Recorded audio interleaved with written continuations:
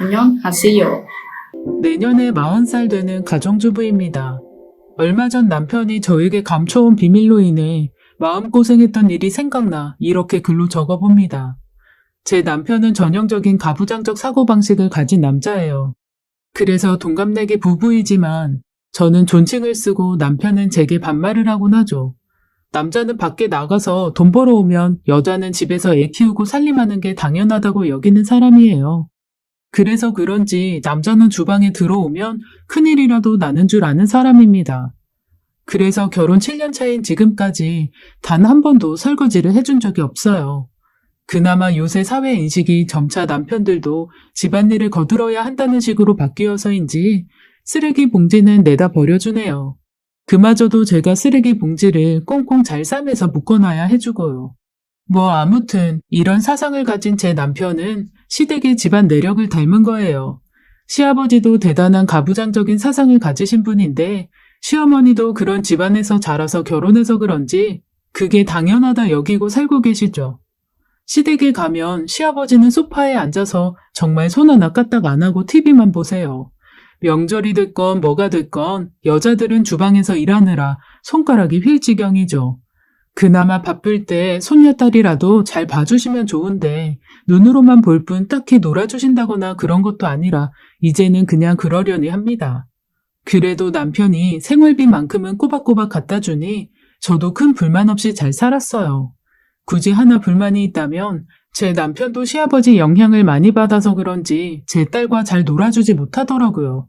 어떻게 놀아줘야 할지도 몰라 하고 그저 핸드폰에 어린이 영상 틀어주는 게 놀아주는 거라고 생각하나 봐요. 다른 집 남편들은 딸들을 그렇게 예뻐한다는데 제 남편은 자식한테 좀 무심한 구석이 있는 무뚝뚝한 아빠였어요. 주말에는 가족들이랑 나가서 좀 바람도 쐬고 그러고 싶은데 주말엔 자기도 좀 쉬어야 한다며 늘 누워서 자거나 핸드폰만 들여다보기 일쑤였죠. 그래도 어쩌겠어요. 평일에 돈 벌어오느라 힘들었을 테니 주말에라도 좀 쉬게 해주자 하는 마음으로 좋게 좋게 생각하고 넘어갔죠. 그런데 이런 평범한 저희 집 일상에 상상해본 적도 없는 일이 생겼어요. 어느 날 갑자기 남편이 퇴근하면서 하얀색 강아지 한 마리를 집에 데리고 온 거였습니다. 여보, 이게 웬 강아지예요? 우리 회사 직원이 갑자기 지방으로 출장 가는 바람에 강아지 좀 맡아달라고 하더라고. 일주일만 맡아주면 된다니까. 그동안 당신이 얘 좀 맡아줘. 여보, 우리 딸 개털 알러지도 있는데 우리가 어떻게 강아지를 맡아요? 다른 직원한테 부탁하라고 하면 안 돼요? 우리 딸이 개털 알러지가 있다고? 몰랐네. 아, 그럼 어쩌지? 이미 내가 맡아준다고 했고 그 직원은 이미 부산으로 내려갔는데. 그럼 당신 퇴근하기도 전에 이미 출장 갔다고요? 그럼 강아지는 어떻게 데리고 온 거예요? 아, 그 직원이 오피스텔에 사는데 나한테 비밀번호 알려줘서 강아지랑 강아지 물품 챙겨온 거야. 여보, 그러지 말고 다른 사람이 맡아줄 수 없나 알아봐요. 이미 내가 맡기로 해서 안 된다니까.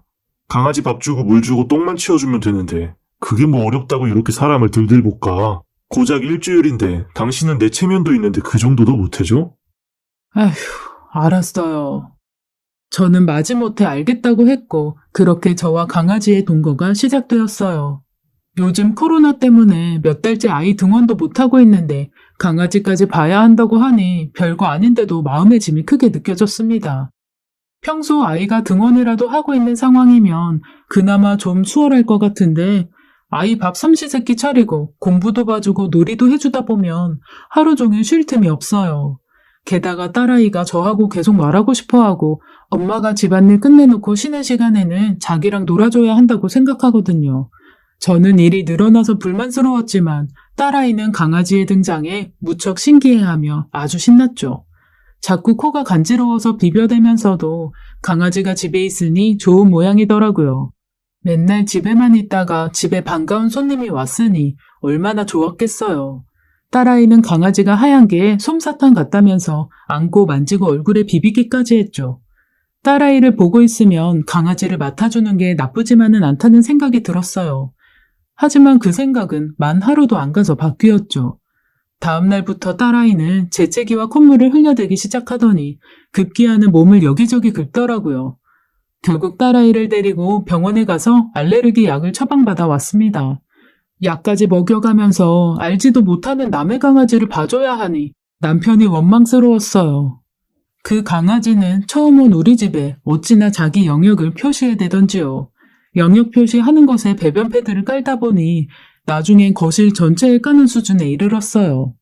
그냥 밥 주고 물 주고 똥 치워주고 수준이 아니라 쫓아다니면서 오줌을 닦아주고 개털도 밀대로 수시로 밀어서 치워야 했기에 한시도 앉아있을 틈이 없었습니다.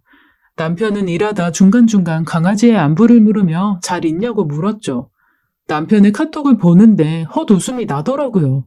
평소에 일할 땐 연락도 잘 안 하던 사람이 안부 카톡을 했는데 저와 자식의 안부가 아니라 강아지의 안부를 묻는 게 야속하더라고요. 더 웃긴 건 남편의 퇴근 후 행동이었죠. 평소에 자기 딸이랑 놀아주는 것도 귀찮아하던 남자가 강아지와 놀아주는 건 귀찮지 않은지 공도 던지고 산책도 나가고 심지어 빗질도 정성스레 해주더군요. 당신이 이렇게 강아지 좋아하는 사람인 줄 몰랐네요.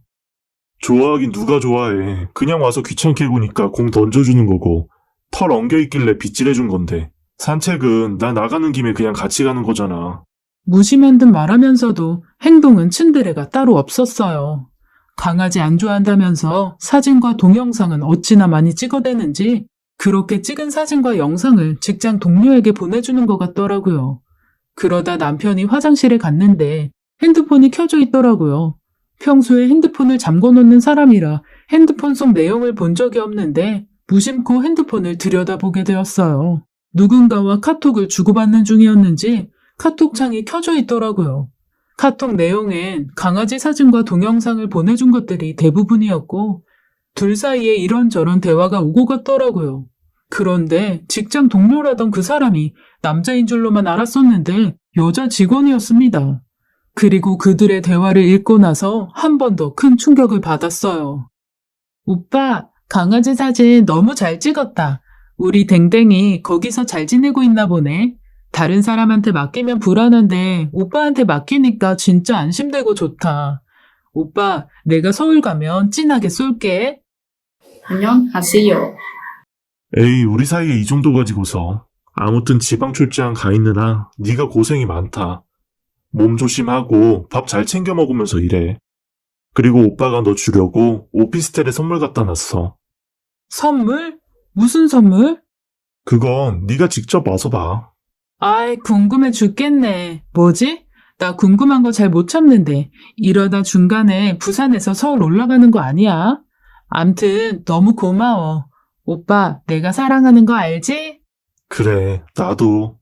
평소 저와 딸에게 사랑한다는 말이 인색한 남편이 직장 동료 여자랑 사랑한다는 말을 주고받고 있었다는 사실에 온몸이 부들부들 떨려왔습니다. 게다가 카톡 내용으로 봐서는 남편이 그 여자 오피스텔에 자연스레 드나드는 것 같더라고요. 저는 얼른 제 핸드폰으로 그들의 대화 내용을 사진으로 찍었어요. 어느새 남편은 화장실에서 나와서는 저한테 뭐 하고 있었냐고 물었고 저는 아무것도 안 했다고 하고는 얼버무렸어요. 그리고 도저히 표정 관리가 안 되어서 화장실에 들어갔습니다. 화장실에서 남편과 그 상간녀의 대화를 읽고 또 읽으며 둘의 대화를 곱씹었어요. 이건 누가 봐도 남편이 불륜을 저지른 상황이었죠. 저는 지금 남편을 추궁하면 바람 피운 거 아니라고 잡아뗄 것 같아서 확실한 증거를 잡아야겠다는 생각이 들었어요. 그리고 그 시간이 오기만을 기다렸죠. 다음날 남편이 출근을 했고 전 남편이 데리고 온 강아지에게 소심한 복수를 했어요. 그렇게라도 하지 않으면 제가 견딜 수가 없었으니까요. 거실에서 뛰어놀던 강아지를 추운 베란다에 갖다 놓고 이불만 하나 던져주었습니다. 밥도 주기 싫었지만 그건 좀 너무한 것 같아서 밥과 물만 떠주고는 본체만체 했어요. 강아지는 한참을 베란다 유리창 앞에 두 발로 서서 낑낑대며 꺼내달라고 했고 제가 들은 척도 하지 않자 나중엔 포기하더라고요.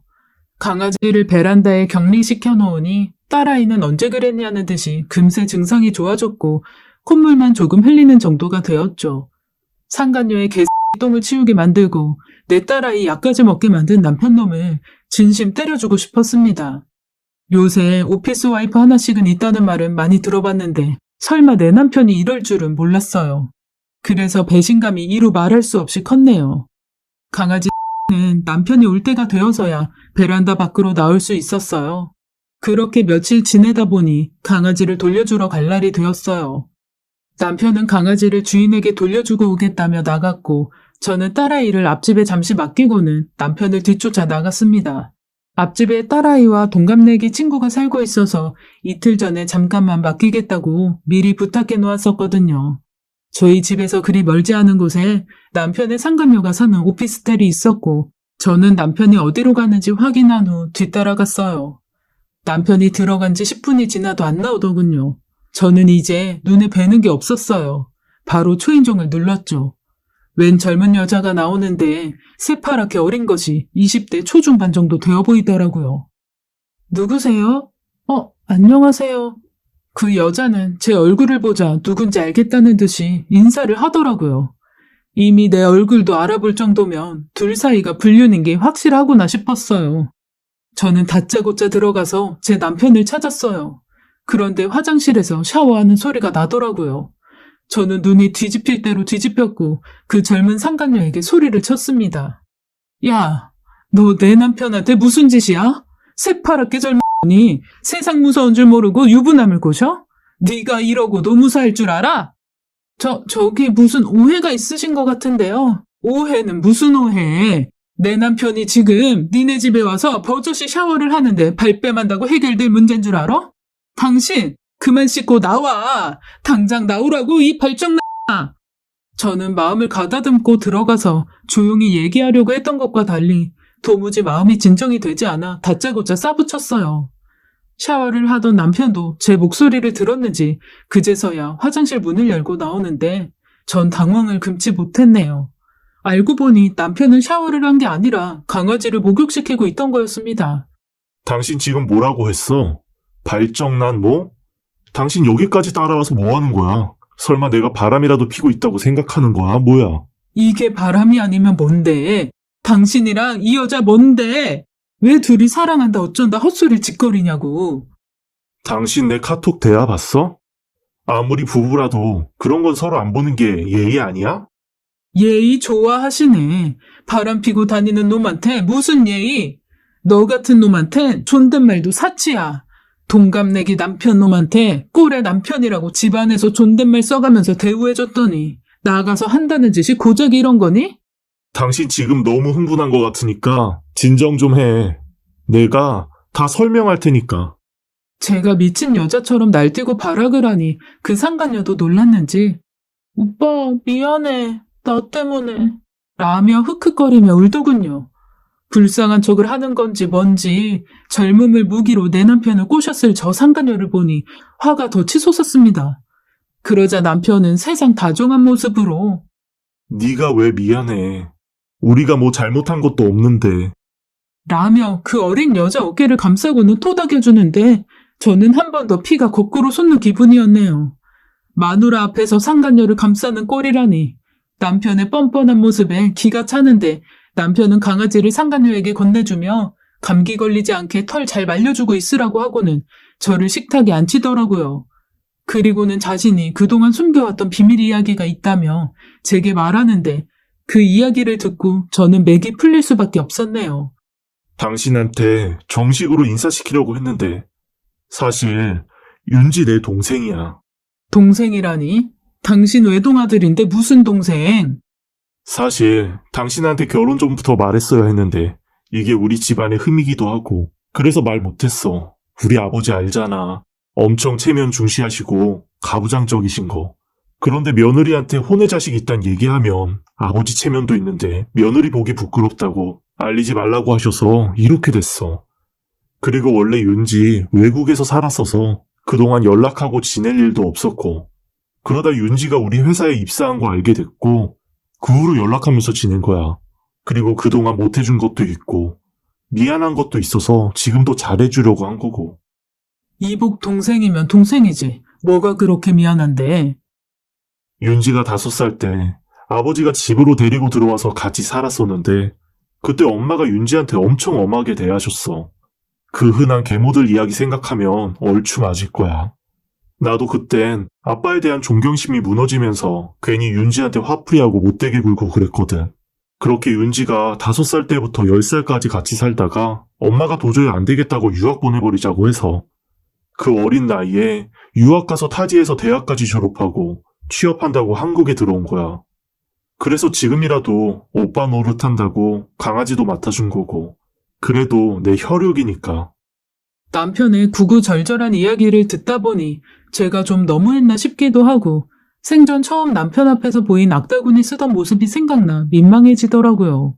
남편의 이복동생이라는 사람과 앉아서 얘기를 나눠보니 사람이 참 따뜻하고 정이 많은 사람이었어요. 원래부터 애교가 많은 사람이라 남편과도 카톡 주고받을 때 사랑한다는 말을 인사말처럼 쓴 것 같더라고요. 저는 남편에게 처음부터 솔직히 얘기하지 그랬냐며 얘기했으면 다 이해해줬을 거라고 했죠. 저에게 새로 생긴 신우에게도 이제 서로 안부도 물으면서 왕래하고 지내자고 했네요.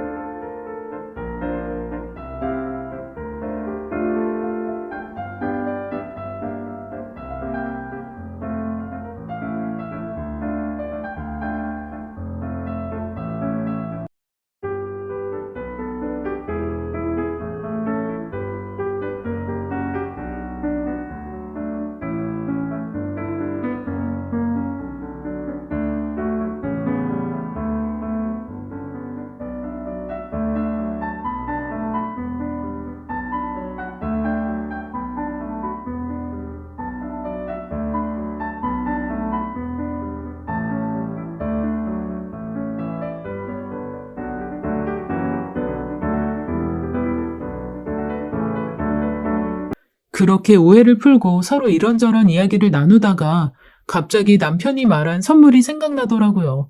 도대체 무슨 선물을 준비해 놓은 거냐 물었죠. 그러자 남편은 갑자기 헛웃음이 터져서는 방으로 들어가서 뭘 들고 나오는 거예요.